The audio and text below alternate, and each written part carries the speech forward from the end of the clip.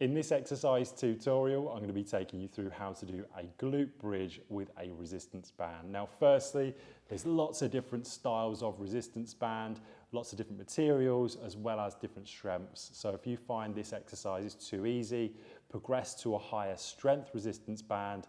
If you find it's too difficult, regress to a lower strength resistance band or just a body weight to start off. So what I want you to do is pop the resistance band on.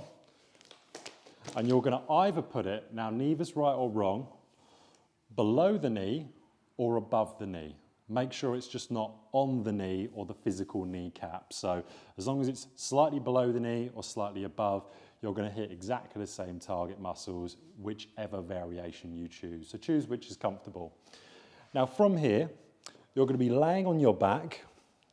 Feet are going to be pointed forwards. And from this position, the first mistake I see a lot of people do is they've got the knees like this. So they've got a position where the feet are in the right position, feet just wider than hip width apart.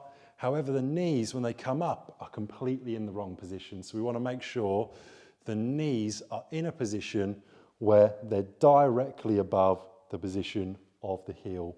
From here, the second thing people do wrong is they come up with the lower back. So we want to make sure, and how I would teach this is I would say to a client or individual, bring your tailbone up, and they would do this. Then I would say, now bring your lower back up, and they would do that. And now bring your mid back up, and they would come all the way up. Now in this version, we're making sure that the glutes are working, the emphasis is on those glutes and hamstrings, and we're not getting lower back come up straight away. Now to come down, mid back down, lower back down, and tailbone down. So let's do it again. Tailbone, lower back, upper back, big squeeze, mid back, lower back, tailbone. Making sure at all points that when you're coming up and down, that knee position isn't moving. So at the moment, before I've even started this, I can feel the resistance band pulling my knees in, and I'm trying to make sure that my knees are pushing out even before I start the exercise to keep my knees in a position where they're above the position of my heels. So let's do a couple of fast repetitions. So continuing with that pattern, big squeeze at the top, always coming up with my tailbone and lower back first, then my mid back.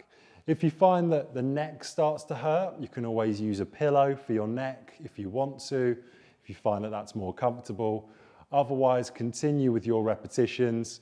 You can go even further out with the feet if you want more resistance, but without putting the band strength up. But that's going to be harder to keep your knees in line with the heels. So what I would generally do is I would do that if someone didn't have a resistance band that was higher strength. And then once the higher strength resistance band came, I'd get them back just to that position where the feet are just outside hip width apart. So that is how you do a glute bridge with a resistance band. You would repeat for your desired amount of repetitions and progress and regress as appropriate.